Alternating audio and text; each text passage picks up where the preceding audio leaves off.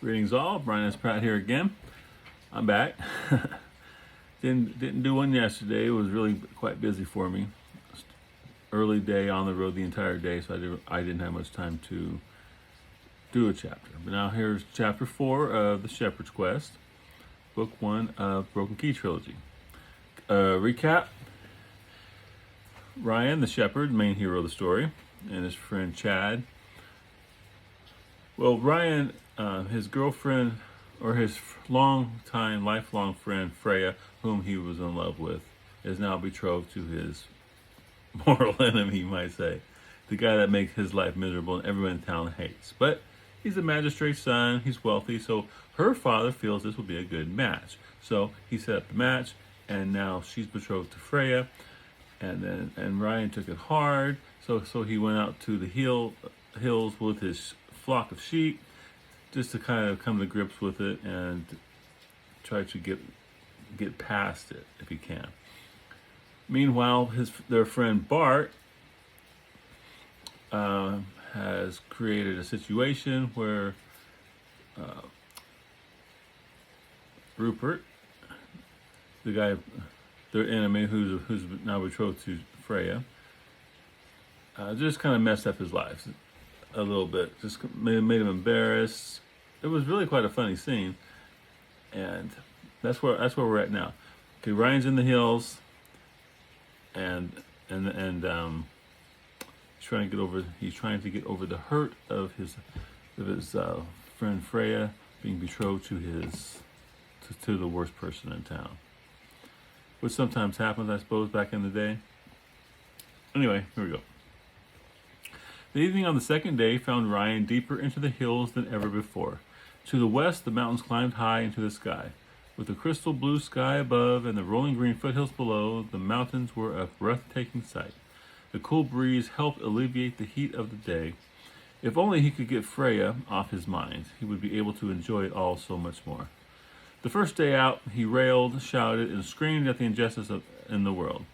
That actually had helped to rid his soul of the worst of the feelings the situation in Quillim had installed in him. Now it was more a sense of loss that continued to plague him more than anything else. If he couldn't change the situation, he must make the best of it. His mother was right in that Freya was going to need a friend in the coming years, and he decided that if that was all he could be, at least he would be that. Near the end of the day, he and his flock crested another of the many hills in the area. On the far side, a small lake stretched outward for quite some distance. A truly scenic place with the mountains as a backdrop, he decided to stop for the night. While the flock grazed, Riyan collected sufficient firewood to last throughout the night. The sheep cried out to him whenever he disappeared out of sight in his hunt for fuel for the fire. They continued to bleat until he reappeared. Now that they were in unfamiliar territory, they didn't want him to be out of sight. Even Blackblaze hadn't strayed since they left behind their normal grazing area. He built his fire and then hunted for a small animal for dinner. Though he had plenty of food from home to last, there was nothing like the taste of a fresh kill roasted over an open fire. Moving off from the campsite, he held his sling ready with a stone in hand. He worked his way through the trees until coming across a rabbit, returning to his burrow for the night. With a quick twirl, he launched a stone at the rabbit and struck it in the head. The force of the blow knocked it backward overfoot. As the rabbit twitched its last, he went over and picked it up. It didn't take long before the rabbit was skinned and roasting over the fire. The smell of roasting meat made his all but empty stomach growl. The flock remained close for the rest of the evening and was still nearby when he stoked the fire before turning in. The panic cries of many sheep woke him in the middle of the night. He tried to get to his feet to see what was going on, but was thrown back to the ground. The earth was shaking violently. An earthquake! He'd been in a couple during his life, but none with the force of what he currently experienced. The ground seemed to roar as it shook. Off in the distance came the sound of a tree crashing to the ground as it no longer could withstand the forces assaulting it. The best Riyan could do while the shaking continued was to get to his hands and knees. All about him the sheep bleated in fear. He could tell they were no longer together. In their fear they had scattered across the hills. When the ground ceased shaking, he stood and looked around. The light from his fire didn't extend very far and could only see 3 of his sheep. Putting 2 fingers to his mouth, he whistled loudly. 3 long, loud bursts, then he stopped to listen. From all around, he could hear the cries of his sheep change from that of fear and panic to a more normal bleating. One more time, he put his fingers to his mouth and whistled another 3 long, loud bursts. When he listened for the sheep's response, he could hear them crashing through the underbrush back toward the camp. One by one, they made their appearance, and Riyan was sure they were relieved to once more be back with him. He counted them after the night grew quiet, and as the last one made its way from out of the bushes to join the others, 2 sheep short. He whistled again, and then listened for the telltale sounds of them making their way through the underbrush, but the night remained silent. Damn, he cursed. 2 sheep gone. There was no way he was about to go searching for them in the dark. Aside from it being way too dangerous to move around in unfamiliar territory at night, he would also risk a chance that more of his sheep would become lost. Irritated and upset, he counted the flock one more time in the hopes that he had miscounted the first time, but the count remained the same. 2 sheep missing. That's when he noticed one of the sheep who was missing was Blackface. Of course, he said to himself. Unable to do anything until the sun came up, he placed several more logs on the fire and laid back down. In the morning, he was going to have to find the wayward sheep. Now, the reason why Riyan doesn't want to go around, he could have gotten the torch and gone around, but at night, predators roam. And this is a wild country. Goblins are just on the other side of the mountain. He doesn't want to be too far from his fire. And, the mountain spiders that his father encountered killed him. So there are creatures out there that could be pretty bad. So he can't be roaming around out there and come across these creatures. Not while he's by himself anyway. So that's why he chose not to. The first rays of morning woke him. First thing he did was to recount the sheep on the off chance that the others had made their way back during the night. To his surprise, one of them had returned. Of course, it wasn't Blackface. At least he now only has one defined. Yeah, that sounds a lot better. Hang on a second. At least now he only has one defined, which should make his job that much easier. He left the flock where they grazed. Yeah, I had word grazing. I'm gonna change it to where they grazed. I have a habit of doing that. And went to the top of a nearby hill. There he whistled loudly and scanned the forest for any movement. When he failed to see or hear any indication of where Blackface may be, he returned to his camp. He had half a mind to simply forget about it. His life would be a whole lot easier if Blackface were to be lost forever. But he and his mother needed every copper that Blackface's wool and ultimately meat would bring them. So, after having a quick breakfast of the food his mother had packed for him, he left the flock in the small area between the hills and set out in search of Blackface. He hadn't felt there was much of a threat to the flock where they were, and he wouldn't be going very far. He mainly was planning to do a circuit around the immediate area, as he hadn't thought Blackface would have wandered that far. Of course, if after that time there was still no trace of him, he would give up. He had to at least make the attempt. For the next several hours, he worked his way in and around the hills. Once he reached as far as he dared to go from the flock, he would pause and whistle. Then he would listen for more. When he didn't hear Blackface's bleat, he would continue. He continued. Every once in a while, he would return to the flock, only to find them still grazing contentedly. He was searching the area closest to the mountains and had almost completely blanketed the area where he felt Blackface could have wandered to when he heard a very faint, frightened bleating. Relieved to have found him, he rushed forward toward his wayward sheep. Following the sound of Blackface's cries, he headed farther west toward the slopes of the mountains. After fording a stream, the trees opened up on a clearing wherein a large expanse of berry bushes lay. He nodded to himself when he saw them, for they were just the type Blackface always seemed to gravitate toward back home. Pausing just within the clearing, he looked around but couldn't see Blackface. Raising his fingers to his lips, he whistled loudly for a second, then stopped. He stood still as he waited for the bleating to come, and after a moment, it did. The cry was coming from the right side of the berry patch, but the sheep was nowhere to be seen. "Blackface," he hollered, "where are you, you stupid sheep?" Again, the cry came. Shaking his head, Riyan moved toward the sound. As he drew closer to the edge of the berry bushes, saw a snatch of sheep's wool dangling from one of the vines. He quickly walked to it and plucked it from the vine just as the cry came again.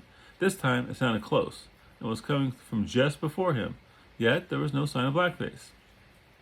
When it came again, he looked more closely and saw a fair-sized hole in the ground hidden beneath the berry vines about 4 feet in. It was from out of that hole Blackface was calling. "You really got yourself in a fix this time, didn't you?" he asked. "Ma." Okay, whenever I read this, my kids loved iCarly, or no, not iCarly. No, Drake and Josh, right? Drake and Josh. You guys remember Drake and Josh? I love Drake and Josh. I still watch it occasionally. It's just funny. It was on Nickelodeon. Anyway, in this one episode, Drake and Josh's sister Megan gets a sheep that she calls Bob. And of course, she was annoying, but blah blah blah. But yeah, so every time I see sheep, or like in this scene here, I think of Bob. "No use complaining to me," he said to the sheep. "You've got no sense whatsoever." He then took a moment. Oh, hang on a second. Okay. Yeah, when it came again, he looked more closely and saw a fair-sized hole in the ground hidden beneath the berry vines about 4. Yeah, "You really got yourself into a fix this time, didn't you?" he asked. "No use complaining at me," he said to the sheep. "You've got no sense whatsoever." He then took a moment to figure out how on earth he was going to get him out of there. The hole in which Blackface had fallen was covered in a thick layer of thorn-laden vines. He was sure that he could get him out of there, but it wasn't going to be easy. Turning his attention to the vines, he contemplated his best course of action. Pulling his knife from his belt, he sighed and began cutting away segments of the vines. Almost a quarter hour later, his hands were covered in dozens of pinprick-sized holes, some of which were still welling blood. He had managed to clear a good portion of the vines away and reach the edge of the hole. His attitude toward Blackface continued to deteriorate every time another of the thorns pricked his skin. Now, this here is like this area here, where I live in Oklahoma. Berry vines everywhere.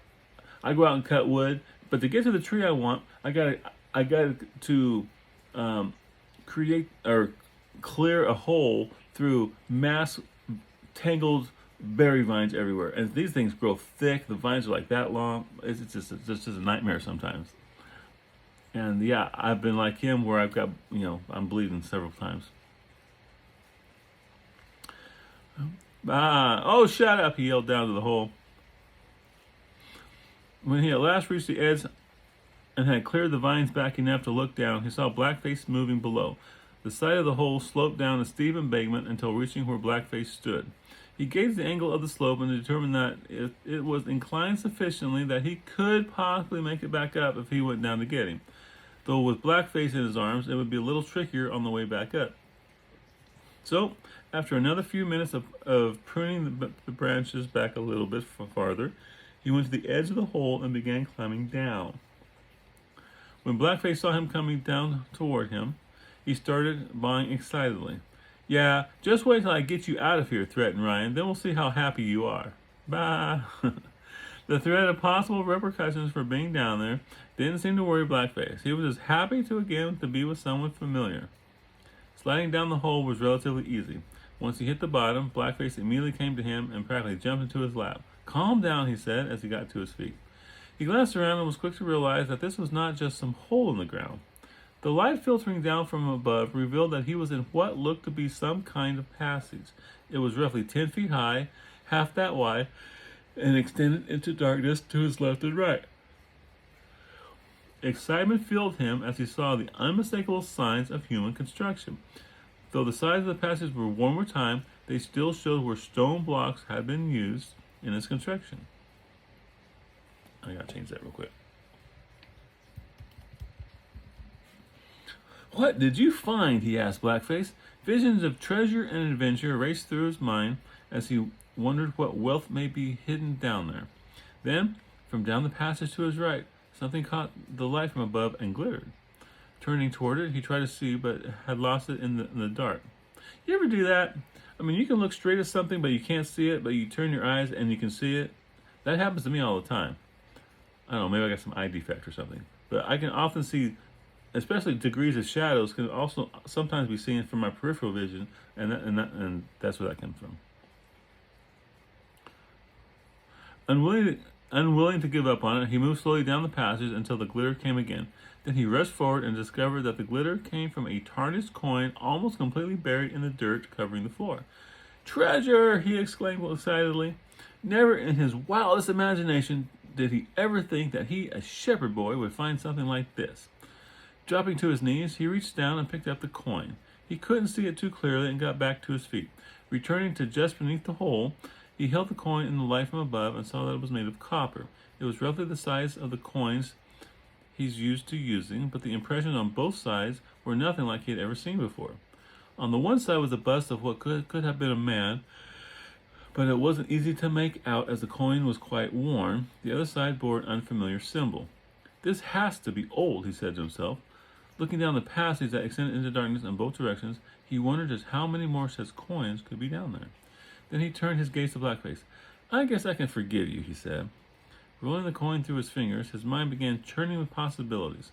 He slipped the coin into his pouch before returning 2 short lengths of rope. "Sorry about this, old boy," he said. Taking one of the pieces of rope, he tied Blackface's rear legs together, then the front. "Ah," complained Blackface. The sheep didn't care for being treated like this, but Riyan couldn't have his legs loose and thrashing about as he tried to return him back to the surface. Once the legs were tied, he picked up Blackface. He placed them over his shoulders and around his neck. He held onto the legs with one hand as best he could while using the other to maintain his balance as he maneuvered up the slope.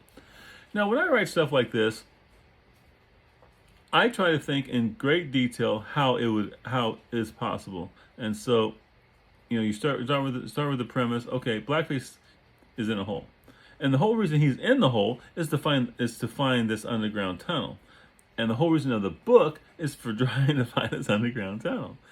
And I knew that well, first of all, since this had what was ancient, it had to be very well hidden, which meant it had to be underground, and no signs on top that there was something there, or people would have discovered it long before. So that's why there's a hole in the ground, berry vines, because it's all hidden. And yeah, so that was the whole point of him being a shepherd, was to get him out there with his flock to find the hole in the ground, and then find what's below the ground. So that's how that all happened. And like with Blackface coming up the thing, I thought, okay, Blackface is in the hole, steep slope. If you try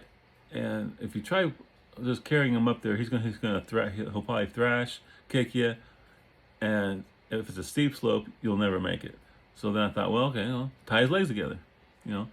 Rodeo, you always see them tying calves' legs together and hog tying them and so forth, and so that's how that came to be. Once the legs were tied, he picked up Blackface. He placed him over his shoulders and around his neck. He held onto the legs with one hand as best he could, while using the other to maintain his balance as he moved up the slope. Blackface wiggled, bawed, and kicked the whole way up.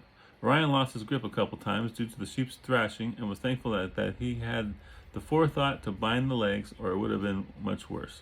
When he at last reached the top, he braced his feet securely before launching Blackface up and out the hole with a mighty shove.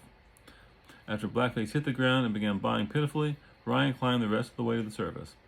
Once out, he untied Blackface and then turned back one more time to look at the hole. If it wasn't for the fact that the flock was some distance away and unattended, he would have tried to explore the passage further. But without a source of light such as a torch or lantern, he wouldn't have been able to go very far. As he returned with Blackface back to where the rest of the flock grazed, he made sure to set the landmarks and the lay of the land in his mind. He wanted to be able to find this place again, for when he returned home, he planned to get some supplies together and come back. He immediately got the flock moving back toward Quillim. As they set out, he removed the coin from his pouch and looked at it. A grin spread across his face at the adventure it promised. All right, now we're going to go ahead. Now, while he's heading back to town, we're going to head back to Quillim to see the after effects of Bart's shenanigans with Rupert. The day after the debacle at the Sterling Sheep, the town was simply abuzz with rumors and gossip. Of course, A couple of the more juicy ones were started by Bart. He was simply enjoying himself to no end. Still, though, the betrothal between Rupert and Freya had yet to be called off. Bart really had no expectations for it to be called off, for Freya's family, even with the humiliation the events were giving them, could ill afford to not go through with it. He felt bad for her, but he despised Rupert more. To up the ante, he dropped off the necklace he took from Rupert's drawer the night before at Miriam's house, at Miriam's door. He hadn't left a note with it. Instead, he twisted it around several beautiful flowers and laid it upon a finely embroidered kerchief. That by itself wouldn't have led people to believe that it was from Rupert. So right afterward, he went into town and stood near the window of the biggest gossip in town. He could hear her inside talking with a couple other ladies as they worked on their needlework. Every year, she and her circle worked on a quilt which they gave to one of the more underprivileged families in the area. This year, they planned to give it to Clara Janice and her family. Clara had been ill for the past few months, and her husband was having a hard time keeping things together. Between working their 3 children and her illness, he was about worn to a frazzle. Now, some people like my little things that I do like that, give Clara a little background, I think it adds flavor to the story and makes the world seem more alive, more interesting.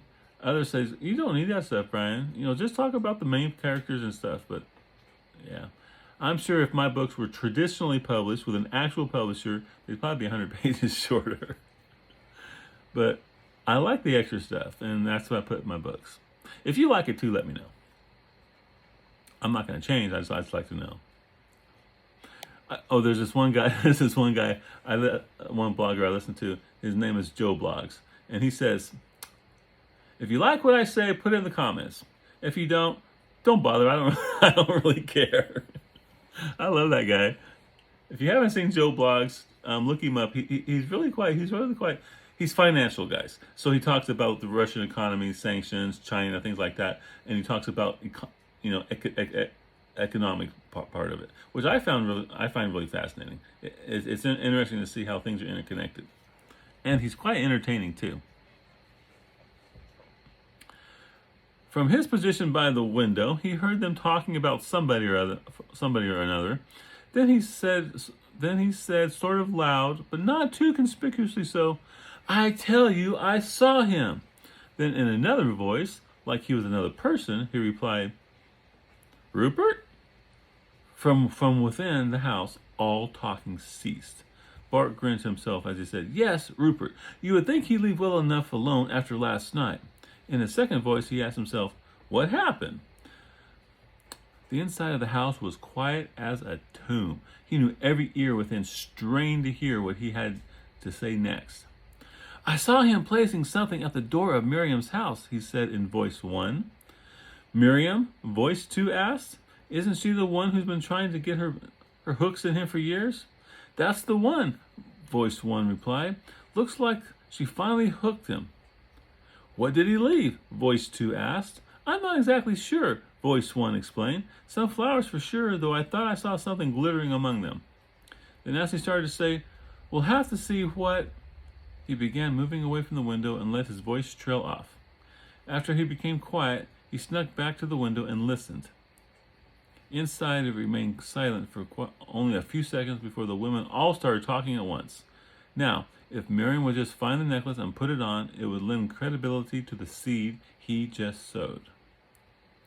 He hung around town for a couple hours, and sure enough, Miriam appeared wearing the necklace. Her eyes were aglow as she walked briskly through town. By this time, the rumor had circulated widely. 2 people already had approached him and told him about it, each adding some new detail. The rumor had grown. Yeah, I said grew, but it should be had grown. Had grown with every telling, and Barton couldn't have been happier. As she passed by people on the streets, they would grow quiet. Then after she went by, their eyes would follow her as they talked in hushed whispers. Bart watched as she continued along the street. Her hand would at times go to the necklace and rub it as if she didn't really believe it was there. She paused at the corner for a second before her eyes lit up.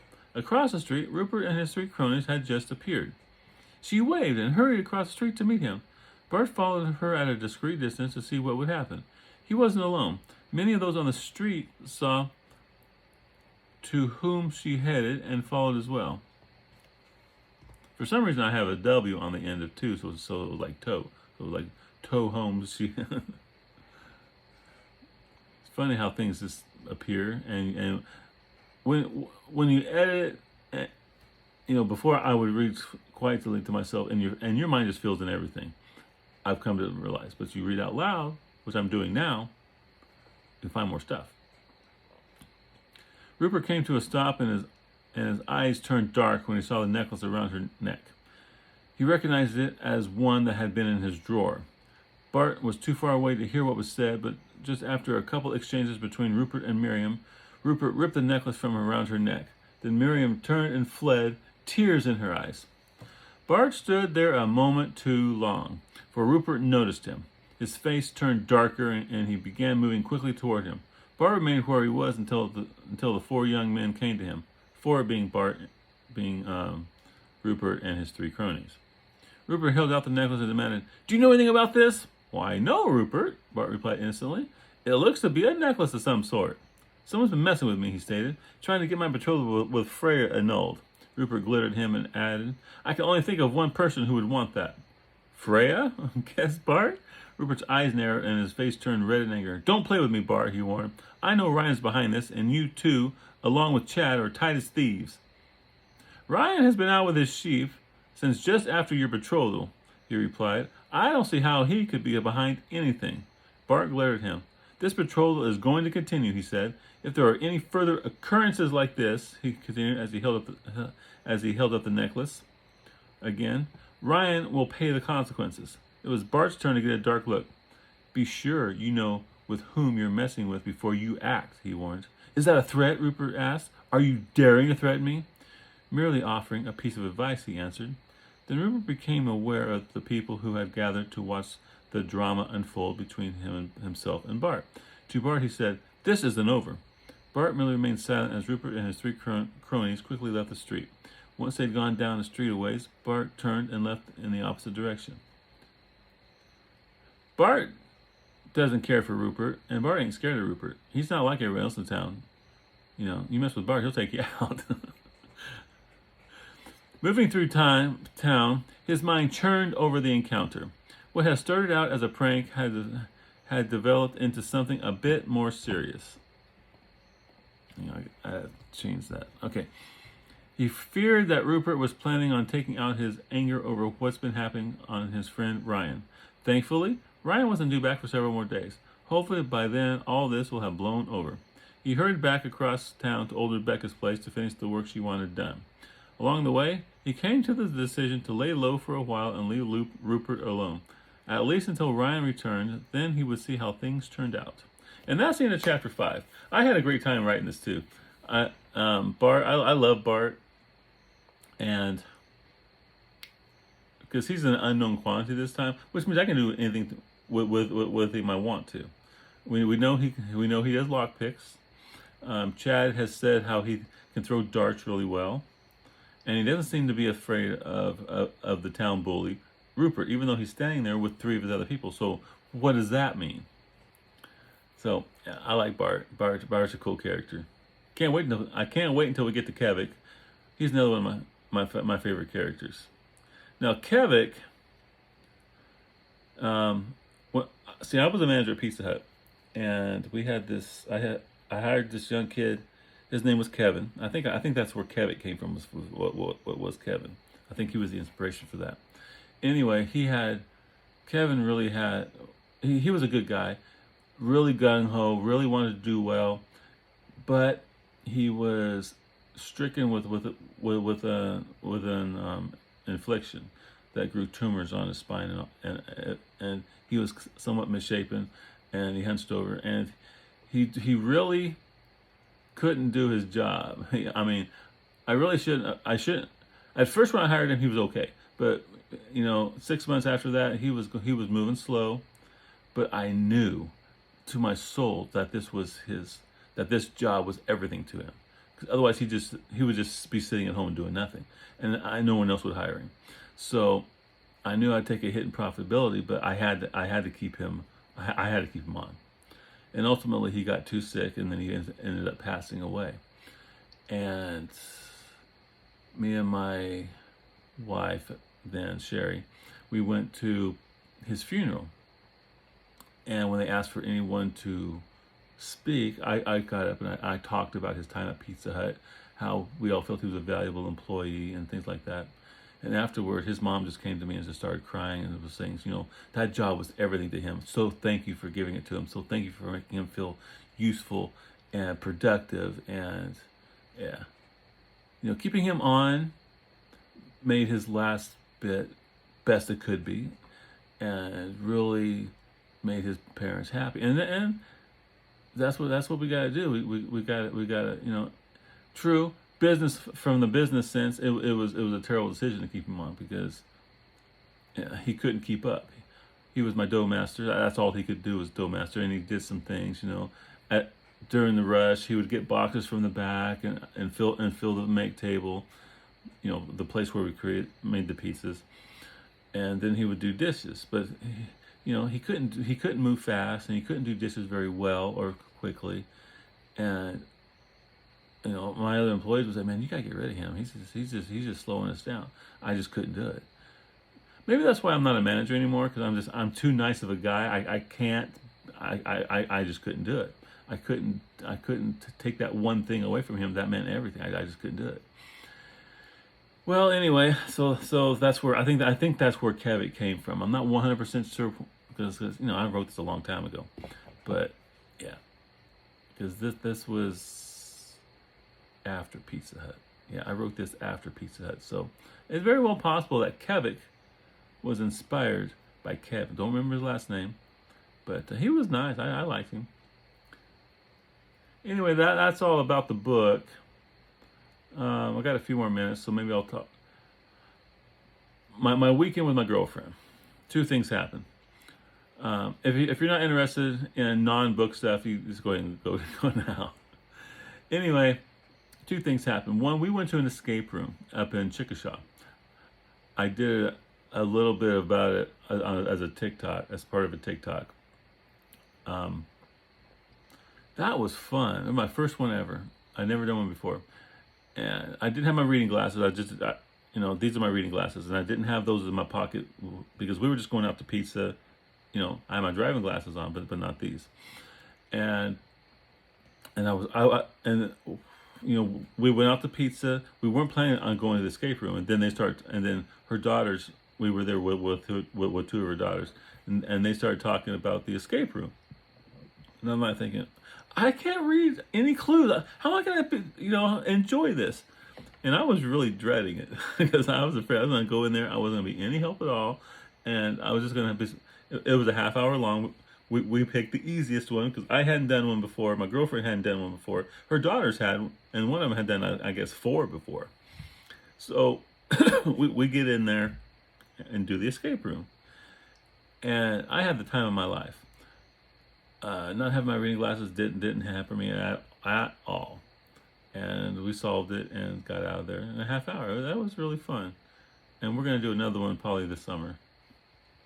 You guys ever do escape rooms? Man, they're really fun. We're gonna do. I told my son about it, and we're planning on doing an hour-long one there. And they actually have one where you have wands and you can cast spells. I don't know how that works. I don't know if we'll do that one. It'll be his first one too, so we may not do that one because that one might be a bit more complicated. I don't know. I haven't been there, but that was in Chickasha. They have four escape rooms. Actually, that area they have Ben and Jay's Pizza, which on Saturday and Sunday they have a pizza buffet, very good buffet. Then right next door is the escape room. Right down the street, like 100 feet, 200 feet, is a great big statue of the leg lamp from A Christmas Story. Yeah, and then opposite the leg lamp down the street a little bit is axe throwing. So it's a kind of a fun place to go if you want to spend an afternoon doing things. Now the second interesting thing happened on Monday. She wanted to get her oil changed, so we went to get the oil changed, and she was doing it at the dealership because they give her free roadside assistance if she does the oil change at the dealership. So we went there, and we dropped the car off, and I said, well, why don't we go out and look at cars? And she goes, I don't want. Well, if we go out there, if someone's going to talk to them, I don't want to talk to anybody. And I go, well, let's just go out there anyway. So we're out there looking at cars because she was thinking about getting a new car. Maybe not right now, but in the near future. She was thinking about upgrading because the car she's got has been around for a little bit. And we're out there, and one of the salesmen comes out and starts talking to us, and she started talking to him. Apparently, it wasn't as big a thing as she was making out at the time. And so before we know it, we're on a test drive in a brand new car. I liked it because, well, she was driving, so I got to sit in the passenger seat and play with all the new stuff that I'd never gotten to play before. Now, here's the interesting thing. So we're out on the highway because she's out there opening it up, and all of a sudden it goes boom, boom, boom, boom, boom, boom, boom, and dies, and we pull over the side of the road, right? Test drive, brand new car, and it dies. There was no gas. They didn't. Apparently, it had come off the truck recently, and whoever parked it didn't fill it first. And he says, I've been doing this for 10 years, and never once has this happened to me. Well, I don't know if that's true or not, but it didn't really bother me. It was a nice, beautiful day, and I had nothing else to do because we were waiting for there, so I was kind of enjoying it. And so he calls to get the people to bring him some gas. Well, as it happens, we died right out in front of the Wichita Falls Law Enforcement Center. And they must have been doing target practice because this sounded like a war zone over there, man. Pow, pow, pow, pow, pow, pow, pow, right? And so we're standing on the side of the road waiting for gas. We got like it sounded like World War III over there, or over in Ukraine over there. And I was enjoying myself, and this guy was just feeling so bad. I'm sure he was totally embarrassed. He was feeling so bad, and eventually we got gas and drove back, and it was fine. She didn't get a car that day, but she wasn't intending to. And the car was ready when we got back, so it was fun. But that's my two things. I guess I better go before I take up too much of your time. You'll have a good day, and I'll be back with chapter 5 tomorrow, and we'll see what happens. Yep.